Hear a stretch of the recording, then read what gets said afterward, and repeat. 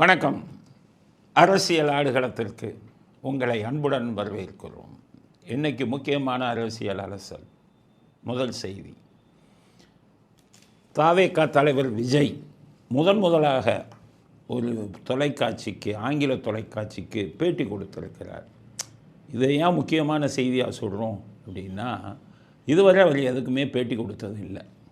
நிறைய பேர் சொன்னாங்க, தைரியம் இருந்தால் வந்து பேட்டி கொடுங்க பார்க்கலாம், நிருபர்களை சந்திக்க தைரியம் இருக்கா அப்படின்லாம் கேள்வி கேட்டான். அப்போவும் அவர் வாயை திறக்கலை. அதனால் இவருக்கு பேசவே தெரியாது, அதனால தான் அவர் வர்றதில்லை, பேட்டி கொடுக்கறதில்லைன்னெலாம் பேசினான்.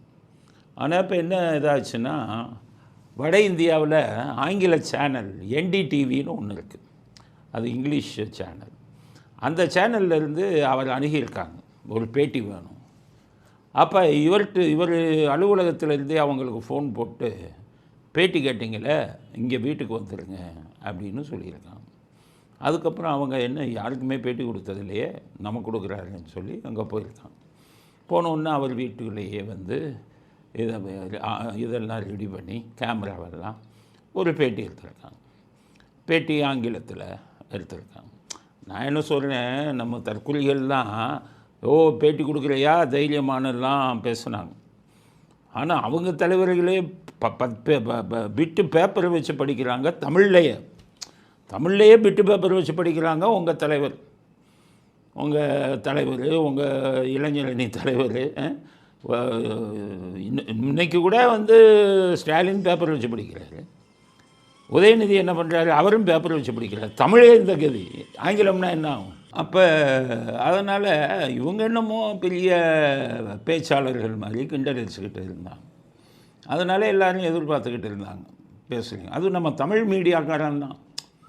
ஏன் பேச பயப்படுறாரு உங்களை மாதிரி தமிழ் மீடியாக்காரன் மாதிரி நீங்கள்லாம் பத்திரிகையாளர்னு வெக்கம் இல்லாமல் சொல்லாதீங்க. கவரில் 500 1000 வாங்குகிற ஆளுங்க நீங்கள். தீபாவளிக்கு இதுக்கு போய் வெடியமும் ஸ்வீட்டையும் இதுலையும் கமிஷனர் ஆஃபீஸில் போய் வாங்கி திங்கிற ஆளுங்க நீங்கள்.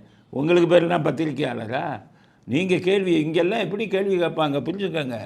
ஒவ்வொரு கட்சிக்கும் ஒரு 10 இவன் இருப்பான் செய்தியாளர்னு. அவன் வந்துக்கிட்டு மாற்றுக் கட்சிக்காரவங்களாக இருந்தால் அவங்கள கிண்டல் அடிக்கிறது, கேலி பண்ணுறது, ஏதாச்சும் சொன்னாங்கன்னா கூட்டமாக சேர்ந்துக்கிறது. இது ஒரு கேங்கு. இவங்களுக்கெல்லாம் பத்திரிக்கையாளர்னு வெக்கம் இல்லாமல் பேரை வச்சுக்கிட்டு ஒவ்வொருத்தரும் இதை பார்த்துக்கிட்டு சண்டை போடுறது, இது பண்ணுறது, பத்திரிக்கையாளர்னு பயமுறுத்துறது. நானும் பத்திரிக்கையாளர் ஆகிட்டேன். அப்போ எவனும் என்கிட்ட வந்து பேசிப்பார், உங்கள் லட்சணத்தை பூரா இது பண்ணி வைக்கிறேன். நீங்கள்லாம் ஒரு பத்திரிக்கையாளர், வெக்கம் இல்லாமல் எங்களுக்கு பேட்டி கொடு. அவன் பத்திரிக்கையாளர்யா, NDTV இருக்கானே, அவன் உலகத்தரத்தில் பேட்டி எடுக்கிறவன். உங்களை மாதிரி கட்சிக்கு இதுவா, உங்கள் தலைவனுக்கு இதுவா இது பண்ணுறவன் இல்லை. அவ்வளோ அருமையாக கேள்வி. உங்களுக்கெல்லாம் கேள்வியே கேட்க தெரியாது, தமிழ்லேயே கேள்வி கேட்க தெரியாது. உங்களுக்கு எவ்வளோ அழகாக கேள்வி கேட்பான் தெரியுமா? அவனுக்கு பதில் சொல்கிறது தான் இது. அங்கே போய் பாஸ் மார்க் வாங்கிட்டு வந்திருக்கார். முதல்ல பேட்டி எடுத்து இன்னும் பேட்டி போடலை.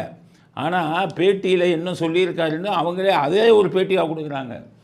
அப்போ அவர் பேட்டி கொடுத்ததை பற்றி அவங்க சொல்கிற விஷயம் என்னன்னு கேட்டிங்கன்னா, நாங்கள் கூட இவர் பத்திரிகைகளுக்கு டிவியை வந்து பார்த்து ஒதுங்கிறத பார்க்கும்போது இவருக்கு சரியாக பேச தெரியாது பிறகு, கேள்வி கேட்ட பதில் சொல்ல தெரியாது பிறகுன்னு நாங்கள் நினச்சோம்.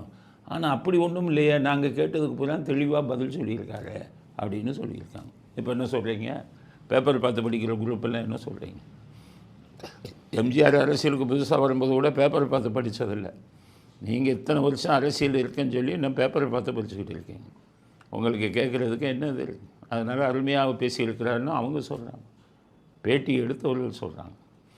என்ன கேட்டிருக்காங்கன்னா, are you a king maker? நீங்கள் அதாவது ஒரு அரசாங்கத்தை வந்து முடிவெடுக்க, யார் நாட்டை ஆள்வது அப்படின்னு முடிவெடுக்கக்கூடிய ஒரு கிங் மேக்கரா அப்படின்னு கேட்டிருக்காங்க. அதுக்கு அவர் சொல்லியிருக்காரு, நான் ஏன் மற்றவங்களை பெரிய ஆளாக்கணும், நான் கிங் மேக்கர் கிடையாது, நானே கிங் ஆகிடுவேன். நானே கிங்குனா நானே ஜெயிச்சுடுவேனே, நான் எதுக்கு மற்றவங்களை வந்து ஜெயிக்க வைக்கணும் அப்படின்னு சொல்லிட்டார். அப்புறம் அப்போ அதுலேருந்து என்ன தெரியுது, யாரையும் நம்பி நான் இல்லை அப்படின்னு அவர் சொல்லியிருக்காரு. அதுக்கடுத்தது என்ன சொல்லியிருக்காங்க, கூட்டணியை பற்றி கேட்குறாங்க.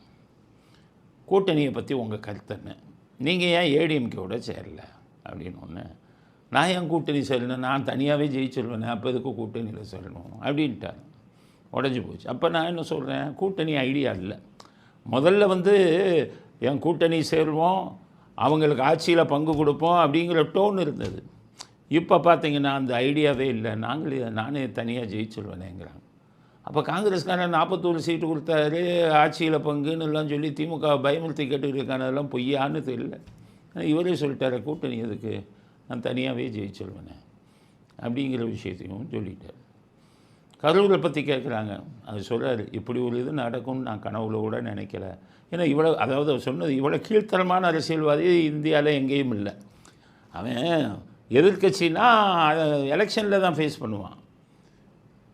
பெரிய திறமையாக பல திட்டங்களை சொல்லி ஓட்டுவாங்க பார்ப்பான். இங்கே மாதிரி குறுக்கு புத்தி உள்ளுக்குள்ளே ஆள் அனுப்பி கொலை பண்ணுறது, இதெல்லாம் எதிர்பார்க்காத ஒரு விஷயம் இல்லை. அதனால் அதை பற்றி அவர் கேட்கும்போது அவர் சொல்லியிருக்காரு, இது நான் உண்மையிலே எதிர்பார்க்கலை, இன்னமும் கூட எனக்கு அதிர்ச்சியாக இருக்குது, இன்னமும் அதை வச்சு எனக்கு பிரச்சனை பண்ணணும்னு பண்ணிக்கிட்டு இருக்காங்க அப்படின்னு சொல்லியிருக்கேன். ஏன்னா புதுசு இல்லை, இந்த திராவிட கூட்டம் இதெல்லாம் தெரியும். திராவிட கூட்டம்னா அதிமுகவில் இதெல்லாம் கிடையாது. இவங்க மட்டும்தான், இந்த திமுகவில் தான் இந்த மாதிரி அயோக்கியத்தனம், அநியாயம், அக்கிரமம், குறுக்கு வழி எல்லாம் பண்ணுறவன் பூரா இவன் தான். இது எவனையும் அரசியலுக்கு விடக்கூடாது. இவங்க சித்தாந்தம், நம்ம குடும்பம் மட்டும் ஆளணும், எவன் வந்தாலும் அவனை துரத்துறதுக்கு என்னென்ன வேலை இருக்கோ, கொலை பண்ணுறது, இது பண்ணுறது, எல்லா விஷயத்தையும் பண்ணணும் அப்படின்னு. எல்லாம் வரிசையாக ஜெயிலுக்கு போக போகிறீங்க, இது பண்ண போகிறேன், வரிசையாக ஜெயிலுக்கு ரெடியாக இருங்க. அதனால் அதை தான் அவர் சொல்கிறார், நான் எதிர்பார்க்காத விஷயம் இந்த கரூர் இது தான், அதை விட்டு இன்னும் என்னால் ஜீரணிக்க முடியவில்லை அப்படின்னு சொல்லியிருக்காராம். NDTVயில் சொல்கிறாங்க. நான் நம்ம காதால் கேட்கல, அது இன்டர்வியூ வந்து ஒரு அடுத்த வாரம் போடுவாங்கன்னு நினைக்கிறேன். அதுக்கடுத்து ஜனநாயகத்தை படத்தை பற்றி கேட்குறாங்க. ஜனநாயகன் எனக்கு அப்போவே தெரியும், நான் எதிர்பார்த்தேன் இப்படியெல்லாம் பண்ணுவாங்க. அவர் இந்த எம்ஜிஆருக்கு உலகம் சுற்றுவாலிவன் படத்துக்கு நெகட்டிவாக கொளுத்தணும்னு இவங்க பண்ணாங்களே, அது நாடறிந்த கதை, அதை கேள்விப்பட்டிருப்பாருன்னு நினைக்கிறேன். அதான் சொல்ல, எனக்கு தெரியும் இந்த வேலைலாம் பண்ணுவாங்கன்னு. ஆனால் என்ன, என்னால் தயாரிப்பாளர் எவ்வளோ கஷ்டப்படுறாரு, அதான் மனசுக்கு கஷ்டமாக இருக்குது, நான் எதிர்பார்த்தது தான் அப்படின்னு சொல்லியிருக்கேன். அப்புறம் உங்களுக்கு நீங்கள் அரசியலில் நீங்கள் எப்படின்னா, நான் அரசியலில் உடனே வந்துட்டு திரும்பி போகிற ஐடியாவிலே வரலை, நான் அரசியலில் நிரந்தரமாக இருக்கணும்னு தான் வந்திருக்கேன் அப்படின்னு. என்ன நடந்தாலும் அரசியல் நிரந்தரமாக இருப்பேன் அப்படிங்கிறத வந்து சொல்லியிருக்கார்.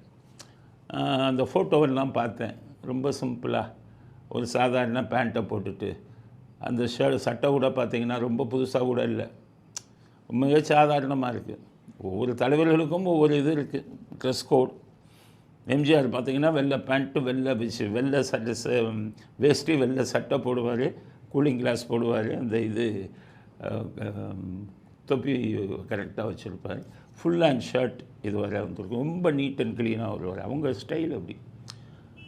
ஜெயலலிதா அவர்கள் ஆரம்ப கட்டத்தில் ரொம்ப இதாக பண்ணாங்க. இந்த சேலை பிடிச்சிருந்த பயல்களை தான் அந்த 89-90 சேலை பிடிச்சி இழுத்தாங்க. இந்த துச்சாதனன், துரைமுருகன், இந்த கருணாநிதி, இந்த குரூப் எல்லாம் பண்ணாங்க.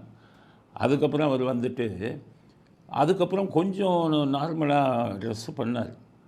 இவன் என்ன பண்ணான், 96 அவர் வீட்டுக்குள்ளே இருக்கிற நகை எல்லாத்தையும் எடுத்து இங்கே சென்னை பாண்டி பஜாரில் இருக்கக்கூடிய நகை கடையில் இருக்கிற நகையெல்லாம் கொண்டு வந்து இதெல்லாம் ஜெயலலிதா இந்த நகைன்னு காமிச்சான் சன் டிவியில். அவங்களுக்குன்னு ஒரு டிவி வச்சுருந்தான் அப்போவே, சன் டிவி. இன்றைக்கி வர அதுதான் அண்ணன் பின்னாடி போயிட்டு இருக்காரு. சன் டிவி, ஜி தமிழ்லாம் முன்னாடி வந்துருச்சு. இன்னும் கொஞ்ச நாள் எல்லாருமே பாய்காட் பண்ணிங்கன்னா மூடிட வேண்டியது தான் சன் டிவியை. எல்லா கட்சிக்காரவங்களும் பாய்காட் பண்ணுங்கள். எல்லாம் சீரியல்லாம் இப்போ மற்ற டிவியில் சன் டிவியோட நல்லா போட ஆரம்பிச்சிட்டான். அவங்க வீட்டில் இருக்கிறவங்கள அதுக்கு பழக்கங்க. அதனால் இந்த சன் டிவியை வச்சு 96 என்னென்ன நகை என்னென்ன இதுன்னு லிஸ்ட்டு போட்டாங்க. அப்போ அந்த அம்மா என்ன பண்ணாங்க, அதெல்லாம் பார்த்துட்டு இதெல்லாம் என் நகையே இல்லையே, இதெல்லாம் ஏன் நகைன்னு போடுறாங்களே அப்படின்ட்டு அந்த அம்மா அதில் தான் வீக்கு. திருப்பி அடிக்க மாட்டாங்க, செல்ஃப் டிஃபென்ஸ் அதோடு நிறுத்திக்குவாங்க. அஃபென்ஸ் அடிக்கவே மாட்டாங்க. அவங்க அடிக்கணும்னு நினச்சிருந்தா திருப்பி ஆட்சிக்கு வந்ததோட 2001 சன் டிவியை இழுத்து மூட வச்சுருக்கலாம். ஒரு சேனலை எப்படி மூட வைக்கணுங்கிறது டெக்னிக்கலாக நிறைய விஷயம் இருக்குது. அது அவங்களுக்கு தெரிஞ்சதா தெரியல சன் டிவியை வளர விட்டாங்க. 2001 ஜெயலலிதா நினைத்திருந்தால் சன் டிவியை இழுத்து மூடி இருக்கலாம். அவ்வளவு அநியாயம் பண்ணாங்க 1996. இல்லாதையும் பொல்லாதையும் சொல்லி அவ்வளோ காமிச்சாங்க. அப்போ அவங்க நகையெல்லாம் காமிச்ச உடனே ஜெயலலிதா என்ன பண்ணாங்கன்னா, இன்னமே நகையே அணிய மாட்டேன்ட்டாங்க. அதுக்கப்புறம் அவங்க நகையை போல் ரொம்ப சிம்பிளாக இருந்தாங்க. அதுக்கப்புறம் ரொம்ப பேர் இது பண்ணி காதில் மட்டும் தோடு போட்டுக்கங்க, அப்படி இருக்கக்கூடாதுன்னு சொன்ன உடனே காதில் மட்டும் ஒரு சின்ன தோடு போடுவாங்க. செயின் இது எல்லாம் போடல, எதுவுமே ரொம்ப சிம்பிளாக இருந்தாங்க. அதுக்கப்புறம் அவங்க கெட்ட இதெல்லாம் ரொம்ப சிம்பிளாக இருந்தாங்க. அதனால் அண்ணாதுரையெல்லாம் மூக்கில் அப்படியே பொடி வடிச்சுக்கிட்டு இருக்கும், அப்படி தான் போடுவார். கருணாநிதியும் அப்படி தான். கருணாநிதி சும்மா அந்த மஞ்சள் துண்டு போட்டு இப்போ தான் கெட்டு வந்துடுவார். அதே மாதிரி காமராஜ் கக்கன் இவங்கெல்லாம் காமராஜ்னு சும்மா கதர் வேஷ்டி கதர் சட்டை தான்.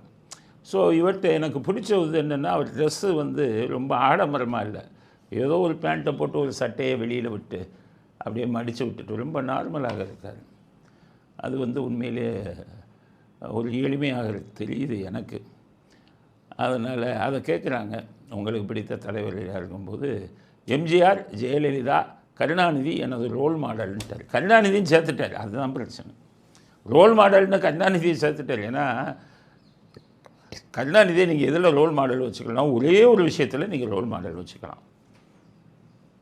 ஒரு விஷயம், 2 விஷயம் அவரை பற்றி நல்ல விஷயம். அவர் செய்த அரசியலுக்கு நீங்கள் அவர் ரோல் மாடலாக வச்சு அவர் செஞ்ச அரசியலை செய்யாதீங்க. கள்ள ஓட்டு போடுறது, ஆளுகளை வச்சு அடிக்கிறது, இந்த தில்லுமுள்ளு பண்ணுறது தேர்தலில், இதெல்லாம் நீங்கள் ரோல் மாடலாக வச்சுக்காதீங்க. விஜய்க்கு அட்வைஸ் வச்சோம். அவரை நீங்கள் ரோல் மாடலாக வச்சுக்கிறதுனா 2 விஷயத்தில் வச்சுக்காங்க. அவர்கிட்ட கருணாநிதிகிட்ட எனக்கு பிடித்த விஷயம் என்னென்னா சிம்பிளிசிட்டினா அக்சசபிலிட்டின்னு சொல்லுவாங்க. எப்படின்னா எப்போ வேணாலும் அவர் போய் பார்க்குறான். அது உண்மையிலேயே அண்ணா அறிவாலயத்தில் கதவை திறந்து வச்சுட்டு உட்காந்துருவார். கட்சிக்காரன் பூரா அப்படியே க்யூவில் போய் நிற்பான், வாங்கி அதை ஒன்றும் செய்ய மாட்டார். வாங்குறதோடு சரி பெட்டிஷன் வாங்கி அப்படியே சண்முகநாதன் கையில் கொடுப்பார். ஆனால் அவர் ஈஸியாக பார்க்கலாம், எந்த நேரத்திலையும் பார்க்கலாம். அங்கே கோபாலபுரம் எல்லாம் போனீங்கன்னா மாடியில் இருப்பார், மேலே இருக்கார், கடை கடை நீங்கள் போகலாம் பார்க்கலாம், கெடுபிடி இருக்கார். அவர் வந்து அக்சசபிலிட்டின்னு சொல்லுவாங்க. யாரையும் எளிதாக அவரை வந்து அணுகலாம். அது ஒன்றில் வேணா ரோல் மாடலாக வச்சுக்கோங்க. இன்னும் ஒன்று என்னென்னு கேட்டிங்கன்னா, நைட்டு அவர் 2 மணி நேரம் தான் தூங்குவார். அந்த மாதிரிலாம் இருந்தால் உடம்பு கெட்டுரும், அதிக நேரம் தூங்கலாம். ஆனால் என்னென்னு கேட்டிங்கன்னா, காலைல 4-5 மணிக்கு எழுந்திரிச்சு எல்லா பத்திரிக்கையும் படிச்சுடுவார். படிச்சுட்டு அங்கங்கே ஃபோன் பண்ணுவார், என்னென்ன இது நடந்திருக்கு. அது ஒரு நல்ல இது 2 தான் என்ன தெரிஞ்சு அவர்கிட்ட எனக்கு வந்து ரோல் மாடலாக விஜய் வச்சுக்கிறதுக்கு 2 தான் பண்ணலாம். எம்ஜிஆர் ரோல் மாடலுங்கிறீங்க, எம்ஜிஆர்கிட்ட நீங்கள் எதை பண்ணுறது ரோல் மாடலாக அப்படின்னு விஜய்க்கு ஒரு அறிவுரை சொல்லலான்னு பார்க்குறேன். எம்ஜிஆர்கிட்ட நீங்கள் ரோல் மாடலாக கற்றுக்கிற வேண்டிய விஷயம் 2. ஒன்று வந்து எலெக்ஷனில் நிற்கிறவன்ட்ட பணம் வாங்க மாட்டார். இப்போ வாங்குறான் பாருங்கள் 5 கோடி 10 கோடின்னு ஒவ்வொருத்தரும், அந்த தப்பு வந்து எம்ஜிஆர் பண்ணது. அதில் எம்ஜிஆரை நீங்கள் ரோல் மாடலாக வச்சுக்கோங்க. விஜய் அதே மாதிரி எம்ஜிஆர் விஷயத்தில் இன்னொரு அவங்கள செலவு பண்ண விட மாட்டார். ஏன்னா செலவு பண்ணால் அவன் லஞ்சம் வாங்குவான்னு சொல்லி இவரே செலவு செய்வார். சில பேர் கேட்டாங்க, செலவு பண்ண இவருக்கு எது பணம் வந்ததுன்னு. சத்யா ஸ்டூடியோவை அடமானம் வச்சு, திருச்சி அடைக்கலராஜிட்ட அடமானம் வச்சு அந்த பத்திரமே இருக்குது, அதை வச்சு தான் செலவு பண்ணார். அதில் நீங்கள் ரோல் மாடலாக வச்சுக்கோங்க விஜய். எம்ஜிஆரே 2 விஷயத்தில் தேர்தலுக்கு நிற்பவன்ட்ட பணத்தை வாங்காதீங்க, தேர்தலுக்காக அவங்கள செலவு பண்ண சொல்லாதீங்க, இதில் ரோல் மாடலாக வச்சுக்கோங்க. ஜெயலலிதா அவங்ககிட்ட என்ன ரோல் மாடல்? நிர்வாகத்தை, இந்த லஞ்சம் ஊழல் எல்லாம் அது சசிகலா கூட இருந்து பண்ணாங்க, அதை விட்டுருங்க. அந்த அம்மா சொத்து இருக்குது, லிஸ்ட்டு இருக்குது, போய் பார்த்துக்கோங்க. எதாச்சும் சொத்து வாங்கியிருக்காங்களான்னு பார்த்து என்கிட்ட பேசுங்க. அவங்க வேலையில் எதுவும் வாங்கினாங்களான்னு பாருங்கள். எல்லாம் செஞ்சது பூரா வேறு குரூப்பு. அந்த குரூப்பை அடக்கி வச்சுருக்கலாம், அடக்கி வைக்காமல் விட்டது உங்கள் செஞ்ச தப்பு, அதுதான். மற்றபடி நிர்வாகத்தை நடத்துகிறதுல உங்களுக்கு ஜெயலலிதா ரோல் மாடலாக இருக்கணும். விஜய்க்கு சொல்கிறேன், ஜெயலலிதா உங்களுக்கு ரோல் மாடல் எதில்? நிர்வாகத்தை நடத்துவது. காவல்துறையை அவர் நிர்வகித்த மாதிரி யாருமே நிர்வகித்ததில்லை. அதுக்கு நீங்கள் ரோல் மாடலாக வச்சுக்கோங்க. தொலைச்சி போடுவார். கமிஷனர்லாம் வாலாட்ட முடியாது.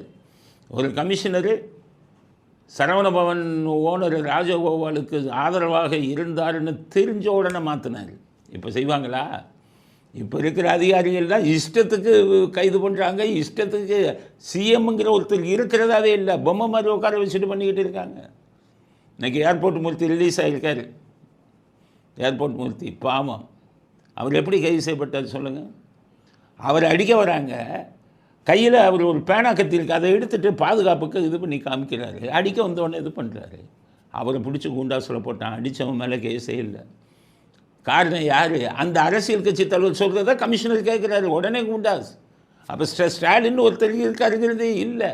இந்த வெளியில் வந்துட்டார எதுவும் சுப்ரீம் இங்கே உயர்நீதிமன்றம் நாக்கப்படுங்கிற மாதிரி கேட்டுருக்காங்களே, அதெல்லாம் தொடச்சி போட்டுறாங்க. எல்லாம் குண்டாஸ், எல்லாம் குண்டாஸ். எவனும் குண்டாஸ்ன்னு போடுறதுன்னு அர்த்தமே கிடையாது. பாவம், எத்தனை பேர் குண்டாஸில் இது பண்ணிக்கிட்டு இருக்கான் உள்ள. ஒன்றும் சம்மந்தம் இல்லாதவனெல்லாம் இது மாதிரி போட்டுருக்குது.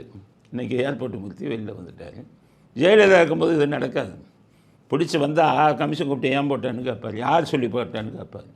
இந்த அவங்க உங்கள் கூட்டணி கட்சிக்காரன்னா வெளியில் போடாமல் வெளியில் போய் அடுத்த நிமிஷம் மாற்றிடுவாங்க. அந்த மாதிரி நிர்வாகம் இரும்பு பெண்மணின்னு சொன்னாங்க. காவல்துறையெல்லாம் நீங்கள் அப்படி இரும்பு கரம் கொண்டு பண்ணணும், இல்லைன்னா ஆஃபீஸருங்க தலையில் மிளகா அரைச்சிட்டு போயிடுவாங்க. ஆஃபீஸருங்களை பற்றி எனக்கு எல்லா ஆஃபீஸருங்களை பற்றியும் தெரியும். இன்றைக்கி வந்திருக்கிற ஆஃபீஸரை பார்த்தா தலை சுற்றுது. இவங்களுக்கெல்லாம் ஒரு யூனிஃபார்மு, எல்லாம் போலீஸு. நான் காலத்தின் கொடுமை. அப்போ முதலமைச்சராக வர்றவங்க ரொம்ப இதுவாக இருக்கணும், ஸ்ட்ராங்காக. ரோல் மாடல் ஜெயலலிதா நீங்கள இந்த விஷயத்தில் ஜெயலலிதா ரோல் மாடல் அவங்க செஞ்ச இந்த விஷயத்தை செய்யுங்க. அதுதான் இப்போ நீங்கள் கேண்டிடேட்டு செலக்ட் பண்ணுறீங்க. விஜய் ஆன்லைனில் போட்டுருக்காங்க. நீங்கள் ஆன்லைனில் பார்த்து நீங்கள் செலக்ட் பண்ண போகிறீங்க. ஜெயலலிதாட்ட அது நடக்காது. ஜெயலலிதா எப்படி செலக்ட் பண்ணுவாங்க தெரியுமா? மொத்தம் வந்த உடனே அவங்க 2-3 பேர் அவங்க செலக்ட் பண்ணுவாங்க. எல்லாம் லேப்டாப் அவங்களே செலக்ட் பண்ணிவிட்டு 3 பேரையும் அப்படியே இது பண்ண மாட்டாங்க. இங்கேருந்து அந்த இதை சேர்ந்த மாவட்ட செயலாளர், ஒட்ட செயலாளர் இவங்களெல்லாம் கூப்பிட்டு இந்த நபரை பற்றி எனக்கு விசாரித்து கொடுங்கம்பாங்க. என்ன விசாரிச்சு? குடும்பம் எப்படி, அவர் நல்லவரா, அவர் பேக்ரவுண்ட் என்ன கேட்பாங்க. கட்சிக்காரனுக்கு எது கேட்குறான்னு தெரியாது, ஆனால் எம்எல்ஏ சீட்டுக்கு தேர்ந்தெடுக்க கேட்பாங்க. அதை கேட்டு அவங்க ரிப்போர்ட்டை வாங்கி பார்த்துட்டு உடனே அதுக்கப்புறம் தான் அவங்க முடிவு பண்ணுவாங்க, கிராஸ் செக் பண்ணுவாங்க. ஆட்சியில் இருக்கும்போது என்ன பண்ணுவாங்கன்னா, கலெக்டர்கிட்ட அந்த வில்லேஜ் விஏஓவை கலெக்டர் விஏஓட்ட இந்த இதை பற்றி அந்த ஊரில் இருக்கிறவங்க இவரை பற்றி விசாரித்து கொடுங்க, என்னென்ன வேணும் கேட்பாங்க. அப்படி நிர்வாகம் எப்படி நடந்தது? எம்எல்ஏ எம்பி எல்லாம் ஏன் வாழை சொல்லிட்டு இருந்தால் பார்த்து இது பண்ணி தான் பண்ண. தேர்தலில் போட்டிடுறவங்கள இப்படி தான் செலக்ட் பண்ணுவாங்க. ஸோ ஜெயலலிதாவை நீங்கள் இதில் வச்ச ரோல் மாடலாக வைக்கணும்னா விஜய் இந்த நல்ல குணத்தை ஜெயலலிதாட்டிருந்து கற்றுக்காங்க. கருணாநிதி மாதிரி எல்லாரையும் பார்க்குறது, அப்போ தான் நீங்கள் ரோல் மாடல் எளிதாக பார்க்கணும். இப்போ செங்கோட்டையனும் உங்களை பார்க்க முடியலன்னுலாம் குற்றச்சாட்டு வருது. அப்படி இருக்கக்கூடாது. ஓரளவு சம்மந்தப்பட்டவர்களை நாம் பார்க்கணும். ஆக இந்த 3 பேர் ரோல் மாடலாக வச்சிங்கன்னா முதல் 2 பேர்கிட்ட இருக்கிற மிக பெரும்பான்மையான நல்ல குணங்களை வச்சுக்கோங்க. 3வது ஆளாக சொன்னீங்களா கருணாநிதி, அவர்கிட்ட இருக்கிற 1-2 குணத்தை மட்டும் வச்சுக்கோங்க. மற்ற விஷயத்துக்கெல்லாம் அவரை ரோல் மாடலாக வச்சிங்கன்னா அப்புறம் நீங்கள் அரசியலில் செல்லா காசாகாங்க. அதனால் விஜய்க்கு ஒன்றும் பேச தெரியாது, அரசியல் தெரியாதுன்னு சொன்னவங்கெல்லாம் வாய முடிடுவாங்க. இந்த இங்கே இருக்கக்கூடிய இந்த மீடியாக்காரன்லாம் புரிஞ்சுக்கோங்க. போடுவான் என்டிடிவியில் மீடியாக்காரன்லாம், உனக்கு இங்கிலீஷ் தெரியாது, யாராச்சும் இங்கிலீஷ் தெரிஞ்சவங்க வச்சு மீடியாக்காரன் கேட்டுக்க, இந்த மாதிரி கேள்வியை கேளு, இந்த மாதிரி கேள்வியை கேளு, இந்த மாதிரி ஒரு நாகரிகமான ஒரு பத்திரிக்கையாளனாக மாறு. சும்மா இங்கே இருக்கக்கூடிய கட்சிக்காரனுக்கு போய் இது இருந்துட்டு அவன் ஜால்ரா தட்டிக்கிட்டு அவன் சொல்கிற மாதிரி கிண்டல் அடிக்கிறது, கேலி பண்ணுறது, இதெல்லாம் பண்ணிங்கன்னா அதுக்கப்புறம் தான் உங்களெல்லாம் எப்படி பார்ப்பாங்க? உங்களுக்கெல்லாம் எப்படி பேட்டி கொடுப்பாங்க? கேள்வி கேட்க தெரியாதவனுக்கெல்லாம் எப்படி பேட்டி கொடுப்பாங்க? அப்படிங்கிறது தான் விஜய் கொடுத்த பேட்டியை பற்றி நம்முடைய கருத்து. அநேகமாக அடுத்த வாரம் அந்த பேட்டி வெளியில் வரும். அந்த பேட்டி வந்ததுக்கு பிறகு என்ன விஷயங்கள் அப்படிங்கிறத மேற்கொண்டு அப்போ பேசலாம் அப்படிங்கிறது முதல் கட்ட கருத்து. கரூர் வழக்கு விசாரணை நாளை கழிச்சு வருது. நாளை கழிச்சுன்னா உங்களுக்கு திங்கக்கிழமை வரும். திங்கக்கிழமை வருது. அதில் சிபிஐ விசாரணை செஞ்சதெல்லாம் ரகசியமாக கவரில் போட்டு சீல் வச்சு வச்சுருக்காங்க. அதை உச்சநீதிமன்றத்தில் கொடுக்க போகிறாங்க. உச்சநீதிமன்ற நீதிபதிகள் அவங்க அறைக்கு போய் அதை உடைச்சி படிப்பாங்க. படித்ததுக்கப்புறம் இதில் என்ன நடவடிக்கை எடுக்கணும் அப்படின்னு சொல்லி அவங்க உத்தரவிடுவாங்க. யார் யார் ஜெயிலுக்கு போக போகிறான்னு பார்க்கணும். நிறையா பாவம் பண்ணியிருக்காங்க, அவன்லாம் ஜெயிலுக்கு போய் தான் ஆகணும். திருந்து எத்தனை ஜெயிலுக்கு போனாலுமே திருந்தவும் மாட்டார்கள். அதனால் அவர்களெல்லாம் ஜெயிலுக்கு போவாங்கன்னு நினைக்கிறேன். இறைவனின் ஆணை அது. பாவம் செஞ்சவன் நிச்சயம் ஜெயிலுக்கு போவான். அதனால் சிபிஐ கொடுத்துருக்காங்க. ஆனால் இதில் பிஜேபியை கையில் போட்டு தப்பிக்கிறதுக்கு நிறைய வேலை அண்டர் கிரவுண்ட் வேலை நடந்துக்கிட்டு இருக்குது. இப்போ டிஎம்கே சார்பில் சில பேரை காப்பாற்றுறதுக்கு அதெல்லாம் நடக்குமா அப்படின்னு கொஞ்சம் வெயிட் பண்ணி பார்க்கணும். இல்லை பிஜேபி இல்லை உடனடியாக நடவடிக்கை எடுக்கணும்னு சுப்ரீம் கோர்ட்டில் சொல்லி நடவடிக்கை எடுப்பார்கள் என்று நம்புவோம். உப்பு தண்ணவன் தண்ணியை குடிச்சு தான் ஆகணும். பாவம் செய்தவர்கள் அதுக்கான தண்டனையை அனுபவித்து தான் ஆகணும்.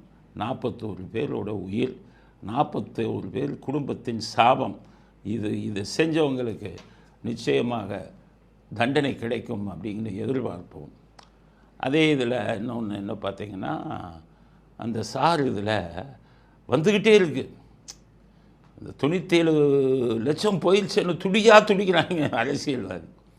11 லட்சம் மனுவை போட்டிருக்கான். இப்போ நீங்கள் போய் பாருங்கள், ஒரு மனு கூட உருப்படியாக இருக்காது. எல்லாம் இவங்க திருப்பி எவனை போடுறான்னு இன்னொரு ஆளை ரெடி பண்ணி கொடுறா, நான் தான் அந்த ஓட்டல்னு கொடு. அங்கே போய் பயமுறுத்துகிறான். பிஓஎல்லாம் பிஎல்ஓவெல்லாம் பூத் லெவல் ஆஃபீஸர்லாம் பயமுறுத்துகிறான். அவங்க நிறைய பேர் புகார் பண்ணுறாங்க, சேருவனை அப்படிங்கிறாங்க. அதனால் 11 லட்சம் மனுக்கள் வந்திருக்கான். 1.5 லட்சம் பேர் எங்கள் வீட்டிலலாம் செத்து போயிட்டாங்க, விடுபட்டு போச்சுன்னு நல்ல மனுஷங்க கொடுத்துருக்கான். ஆனால் 11 லட்சம் இவங்க அரசியல்வாதிகள் இல்லாதவனை இருக்காங்கிறதுக்காக ரெக்கார்ட் கிரியேட் பண்ணி கொடுத்துருக்கான். எலெக்ஷன் கமிஷன் எப்படி சமாளிக்க போகிறாங்கன்னு தெரியல. அதனால் பிப்ரவரி 17, 18 இறுதி வாக்காளர் பட்டியல் வெளியிடப்படும்.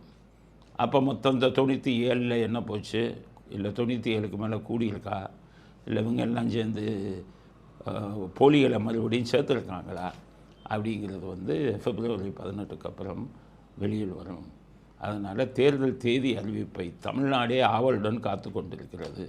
காரணம், தேர்தல் அறிவிப்பு வெளியிட்டு விட்டால் அதுதான் இந்த திராவிட ஆட்சியின் கடைசி நாள். அதுக்கப்புறம் ஒன்றும் கிடையாது. அதனால் ஆவலுடன் எதிர்பார்த்து கொண்டிருக்கிறோம். அது வந்துட்டால் நம்ம எல்லாம் பயம் இல்லாமல் இருக்கலாம். அந்த போலீஸ் அட்ராசிட்டி, இந்த அரசியல்வாதிக்கு கூலி வேலை பார்க்குற வேலைலாம் அப்புறம் நடக்காது. என்ன சொன்னாலும் செய்வோம். ஸ்டாலின் கூப்பிட்டு அவனை கைது, இது மாதிரி ஒரு ஜனநாயக நாட்டில் நம்ம இருக்கணும், தமிழ்நாட்டில் நினைச்சிடாதீங்க. ஸ்டாலின் ஒருத்த கூப்பிட்டு அவனை கைது இது பண்ணால் முடிஞ்சு போச்சு. ஸ்டாலின் கூட்டணி கட்சி தலைவர் கைது பண்ணால் முடிஞ்சு, ரெடியாக இருக்காங்க அதுக்கு செய்கிறதுக்கு. அதனால் எவனும் திருப்பி அடிக்கிறது இல்லை. நான் அடிச்சிருக்கேன், எத்தனை ஆஃபீஸர் கவுறாங்கன்னு பாருங்கள். இன்னும் அடித்து கொண்டே இருப்பேன். நீ என்ன பண்ணாலும் ஒன்றை மட்டும் விட மாட்டேன். ஏன்னு கேட்டிங்கன்னா, அரசியல்வாதி விட்டுடலாம். ஒரு அரசு அதிகாரியாக இருந்துட்டு மனசாட்சியை தூக்கி எறிஞ்சிட்டு சட்டம் தர்மத்துக்கு எதிராக நீ நடக்கிறேன்னா ஒன்று அந்த துறையில் விட்டால் நாளைக்கு இன்னும் எத்தனை பேருக்கு இந்த வேலை பண்ணுவீங்க? உங்களை இந்த துறையில் விடக்கூடாது. நீதித்துறையை வைத்தே உங்கள் அத்தனை பேருக்கு நான் தண்டனை வாங்கி கொடுக்குறதுனா இல்லையான்னு பாருங்கள். ஏன் பண்ணுறேன்? இன்னொருத்தனுக்கு அந்த நிலைமை வரக்கூடாது. கண்ணை மூடிட்டு அவன் சொன்னாலும் போய் கைது பண்ணுறீங்கல்ல, இந்த புரோக்கர் வேலையை பார்க்காதீங்க. இதை விட அது யூனிஃபார்மை கழட்டி போட்டு போயிருங்க அப்படிங்கிறது தான் என்னுடைய கருத்து. வயிறு ஏறி இது எப்படி இருந்த காவல்துறையை இப்படி சீரழித்து வச்சுட்டீங்க. இந்திராந்தியை கைது பண்ணுன்னு சொல்லும்போது லக்ஷ்மி நாராயணன், VR லக்ஷ்மி நாராயணன், தமிழ்நாடை சேர்ந்த டிஜிபி ரிட்டையர் ஆனார். முடியாதுன்னு சொன்னார். கேட்டதுக்கு முராஜி தேசாயிட்ட இல்லை சார், ஆதாரம் இல்லைன்னாரு. அப்படி இருக்கிறையா ஒரு போலீஸ் ஆஃபீஸர்? கட்சிக்காரன் சொல்கிறான்னா கட்சிக்காரனை பூரா தலைவருங்கிறது, அவன் சொல்கிறால பூரா கைது பண்ணுறது. இந்த பாவத்தை எத்தனை நாளைக்கு பண்ண போகிறீங்கன்னு எனக்கு தெரியும். பிள்ளைக்குட்டியை வச்சுருக்கீங்க. இந்த தமிழ்நாடே வேடிக்கை பார்க்கும் பாருங்கள். உங்கள் குடும்பத்தில் இந்த சாபம் வேலை செய்யும்போது தான் உங்களுக்கு தெரியும். அதனால் எல்லாத்தையும் போடாதீங்க. பாவம், அவனுக்கு குடும்பம் இருக்குது, குழந்தைங்கள் இருக்குது, இது இருக்குது. சட்டப்படி செஞ்சுட்டு போங்க. மேஜிஸ்ட்ரேட்டை போய் கூட சேர்த்துக்கிறது, அதான் மேஜிஸ்ட்ரேட் மேலேயும் கம்ப்ளைண்ட்டை கொடுத்துருங்க. அவங்கள சரி பண்ணிக்கிறது, டாக்டருங்களை போய் இது பண்ணுறது, இப்படி போட்டு இப்படி கொடு, இப்படி என்ன என்ன என்ன உங்கள்கிட்ட பங்காளி சண்டையாது? நாட்டு பிரச்சனை. தப்பு செஞ்சுருந்தா அவன் மேலே தண்டனை, அவனை மேலே எஃப்ஐஆர் போட்டு உள்ள தள்ளு. சும்மா கண்டவனெல்லாம் உள்ள தள்ளிக்கிட்டு அங்கே போயிட்டு ஐஜி பிரிசன்ட்டை போய் சொல்லி அவனை உதைக்க சொல்லுங்கள், இவனை உதைக்க. அதுதான் சொல்கிறேன். ஐஜி பிரிசன்கிற போஸ்ட்டே வருங்காலத்தில் தூக்குறோம் பாருங்கள். நாங்கள் அவர் ஐஏஎஸ் ஆஃபீஸர் அங்கே போடுறோம் பாரு. அது இருக்கிறதுனால தானே police nexus, police prison official nexus வருது. நிறைய மாற்றங்கள், சிறைத்துறையிலே நிறைய மாற்றங்களை கொண்டு வரணும். பாவம் சாதாரண மேலாம் பாதிக்கப்படுகிறான். கூண்டாஸு சுப்ரீம் கோர்ட்டில் கேஸை போடுறோம் பாருங்கள். கூண்டாஸுக்கு உங்களுக்கு நீதிமன்றம் ஆணை கொடுத்தால்தான் ஒருத்தனை கூண்டாசில் உள்ள தள்ளணும். போலீஸ் இஷ்டத்துக்கு எல்லாரையும் கூண்டாசில் தள்ளக்கூடாது. இது இந்திய அரசியலமைப்பு சட்டத்துக்கு எதிரானதுங்கிறத வச்சு வருங்காலத்தில் கூண்டாஸ் அதிகாரத்தை உங்கள்கிட்ட பறிக்கலையான்னு பாரு. சரியான முறையில் உபயோகிக்கணும்ல. போகிறவன் வரவனெல்லாம் கூண்டாஸுங்கிறான். அவனை கூண்டாஸ் போட்டாச்சு. எதுக்கு போட்டீங்க? இந்த ஏர்போர்ட் இதில் 4 மாதத்தில் ஏர்போர்ட் முத்தியில் காரி துப்பிட்டு விட்டுட்டாங்களே, ஒருத்தரையை விட்டுக்கிட்டு இருக்காங்கல்ல. அதனால் கரூர் வழக்கு விசாரணை முடிய போகுது சிபிஐயோடது. அடுத்த வாரத்தில் யார் யார் குற்றவாளிகள் அப்படிங்கிறது வெளியில் வரும் அப்படிங்கிறது அடுத்த கட்ட கருத்து. அடுத்தது சவுக்கு சங்கர் பிரச்சனை பெருசாயிடுச்சு. அவரும் சும்மா இருக்க மாட்டேங்கிறாரு. அவங்கெல்லாம் அவங்க இஷ்டத்துக்கு பண்ணுறாங்க. நம்மளை கேட்டால் சொல்லலாம். நான் இப்போவே சொன்னேன், மொபைல் ஃபோனை தேடிக்கிட்டு தான் அவன் வீட்டுக்கு உடைச்சி உள்ளே வந்தான். மொபைல் ஃபோனை தேடுனா மொபைல் ஃபோனு கிடைக்கல, அதுக்கப்புறம் தான் ஒரு பேன் பண்ணான். அப்போ நீங்கள் பெயிலில் வெளியில் வந்த உடனே 3 மாதம் இது உங்களுக்கு ஹெல்த்தின் இதில் உடல் நலத்தின் அடிப்படையில் உங்களுக்கு மருத்துவ இதில் அடிப்படையில் உங்களுக்கு பெயில் கொடுத்துருக்காங்க. அப்போ அந்த ஃபோன் எடுத்து காமிச்சிக்கிட்டு இது தானே நீங்கள் தேடினீங்கன்னு எல்லாம் காமிச்சு அது பெயிலு கேன்சல் ஆகிருந்து சொன்னோம். இதெல்லாம் பண்ணாதீங்க. இப்போ சுப்ரீம் கோர்ட்டில் நேற்று கேஸ் வந்திருக்கு. இவர் தான் கேஸ் போட்டிருக்காரு. ஏன் போட்டிருக்காருன்னா, மருத்துவ இதுக்கு அனுப்புனாங்க இவரை. பெயிலுக்கு என்ன சொல்லிட்டாங்க, பிப்ரவரி 1ஆம் தேதி 3ஆம் தேதி மருத்துவ 2ஆம் தேதி மருத்துவத்துக்கு போங்க, அரசாங்க ஆஸ்பத்திரியில் உங்களை மருத்துவத்தில் பரிசோதனை பண்ணுவாங்க. அவங்க சொல்லக்கூடிய இது அடிப்படையில் மருத்துவ அடிப்படையில் உங்களுக்கு பெயிலை ரத்து செய்யணுமா வேண்டாமான்னு நாங்கள் முடிவு பண்ணுவோம்னு சொல்லிட்டாங்க. இவங்க சுப்ரீம் கோர்ட்டுக்கு போயிட்டாங்க. இது சவுக்கு சங்கர் என்னை மருத்துவ பரிசோதனைக்கு அனுப்புனது தப்பு, அனுப்பக்கூடாது. நீங்களே பாருங்கள், மருத்துவ பரிசோதனைக்கு ஒரு கோர்ட் அனுப்புகிறாங்க. மருத்துவ பரிசோதனைக்கு அனுப்புன்னு சொல்லி கேட்டால் எந்த கோர்ட்டாச்சும் மருத்துவ பரிசோதனைக்கு அனுப்ப தப்புன்னு சொல்லுவானா? சுப்ரீம் கோர்ட்டை பிடின்னு பிடிச்சிட்டான். ஏன் மருத்துவ பரிசோதனைக்கு அனுப்பக்கூடாது? நீங்கள் வீடியோவாக போட்டுக்கிட்டு இருக்கீங்களே, மொபைல் ஃபோனெல்லாம் அங்கே எடுத்ததை அவங்க போலீஸுக்கு கைப்பற்ற முடியாததை எடுத்து ஃபோனில் காமிக்கிறீங்களே அப்படின்னு பல கேள்விகளை கேட்டிருக்காங்க. ரொம்ப டீட்டெயிலாக சொல்லக்கூடாது, சொன்னால் அது போலீஸ்காரனுக்கு அட்வான்டேஜாக போயிடும். அவன் பூரா இந்த ஊடகங்களை அமுக்கணும்னு நினைக்கிறான். அவனுக்கு நம்ம துணை போயிடக்கூடாது. அதனால் ஊடகங்களுக்கு நம்ம துணையாக இருக்கணும். அதனால் காவல்துறை செய்யும் அத்தனை நடவடிக்கையும் நம்ம ஆதரித்து பேசக்கூடாது. காரணம், அவன் சுயநலமாக ஆளுங்கட்சிக்கு ஜாலியாக அடிக்கிறதுக்கு, ஆளுங்கட்சிக்கு வேலை பார்க்குறதுக்கு தானே அவன் பண்ணுறான். அதனால் அவனுக்கும் நம்ம சப்போர்ட் பண்ண முடியாது. ஆனால் இவர் நிறைய தப்பு பண்ணிக்கிட்டு இருக்காரு. அவர் மருத்துவ பரிசோதனை வேணாம் அப்படின்னு சொல்கிறாரு. அதுக்கு காரணம் இருக்குது. ஏன்னா மருத்துவ பரிசோதனை செய்கிற டாக்டர் எல்லாம் யோகியங்க கிடையாது. போலீஸ் எப்படி சொல்கிறாங்களோ அப்படி ரிப்போர்ட் கொடுக்குறாரு. வீரப்பன் விஷயத்திலிருந்து போஸ்ட்மார்ட்டம் ரிப்போர்ட்டு, அதுக்கப்புறம் சாத்தாங்குளத்தில் அந்த அப்பாவையும் பையனும் கொண்டாங்களே, அதில் ரத்தம் வடிஞ்சு ஓடிக்கிட்டே இருக்குது. மருத்துவருக்கு அது கொடுக்குறாரு, நோ இன்ஜுரின்னு கொடுக்குறாரு. கேவலமான விஷயம் இல்லை. டாக்டர் பூரா அப்படி ஆகிட்டான். அதனால தான் அவங்க கேஸை போட்டாங்க. என்னை மருத்துவத்துக்கு அனுப்பாத, போலீஸ் அங்கே போய் டாக்டர்கிட்ட போய் ஒன்றும் இல்லைன்னு எழுதுன்னு சொல்லுவான்னு போட்டிருக்காரு. அதை நல்லா போலீஸ் பயன்படுத்திக்கிட்டான். ஸோ இப்போ உச்ச நீதிமன்றம் அவருக்கு எதிரான கருத்துக்களை சொல்லியிருக்காங்க. அதனால் அவர் மருத்துவ இது 1ஆம் தேதி 2ஆம் தேதி வந்த உடனே என்னன்னு தெரிய வரும். சவுக்கு சங்கருக்கு சொல்கிறேன், உங்கள் உடலில் என்ன வியாதி இருக்கோ என்ன இருக்கோ ஓப்பனாக சொல்லிடுறேன். இது உயர் நீதிமன்றம் கொடுத்த உத்தரவின் அடிப்படையில் தான் மருத்துவ ரிப்போர்ட்டு கொடுப்பாங்க. போலீஸ்கார இன்ஃப்ளூயன்ஸ் எல்லாம் இதில் பண்ண முடியாது. நீதிமன்றத்துக்கு பயப்படுவாங்க. அதனால் என்ன உடம்புக்கு இருக்கோ அதை பூரா ஓப்பனாக சொல்லிடுங்க. அதுக்கப்புறம் அவங்க நேர்மையாக தான் கொடுப்பாங்க. இல்லைன்னா கண்டெம்ட் ஆஃப் கோர்ட் வந்துடும் அவன் மேலே. அதனால் என்ன வருகிறது அப்படிங்கிறத பார்ப்போம். ஊடகங்களும் தன் எல்லையை மீறக்கூடாது. காவல்துறை எப்படி நீ எல்லையை மீறாதுன்னு சொல்கிறேன்னா, அதே மாதிரி உங்களுக்கும் சொல்கிறேன், ஊடகமும் எல்லையை மீறாதீங்க. தனிமனித தாக்குதல்களுக்கு போகாதீங்க. அரசாங்கத்தின் கொள்கைகளை, அரசியல்வாதிகளின் அத்துமீறல்களை மட்டும் பேசுங்க. மற்றபடி ஒவ்வொரு தனிமனிதன் தாக்குதலையும் பண்ணிங்கன்னா இந்த மாதிரி பிரச்சனைகள் வரத்தான் செய்யும். அதனால் சவுக்கு சங்கருக்கு என்ன நடக்குங்கிறது இன்னும் 1-2 நாட்களில் தெரிய வரும். பார்க்கலாம். அவர் சிறைக்கு செல்வாரா, இல்லை ஜாமீன் ரத்தாகாமல் இன்னும் கண்டிஷன்களை போட்டு இது மீறாதீங்கன்னு சொல்லி மறுபடியும் பெயிலை ஜாமீனை தொடர்வார்களா அப்படிங்கிறது தெரியும் இன்னும் 2 நாட்களில் அப்படிங்கிறது இறுதிக்கட்ட கருத்து. இத்துடன் இன்றைய அரசியல் ஆடுகளம் நிறைவு பெறுகிறது. மீண்டும் நாளை புதிய செய்திகளுடன் உங்களை சந்திக்கிறோம். நன்றி, வணக்கம், ஜெயன்.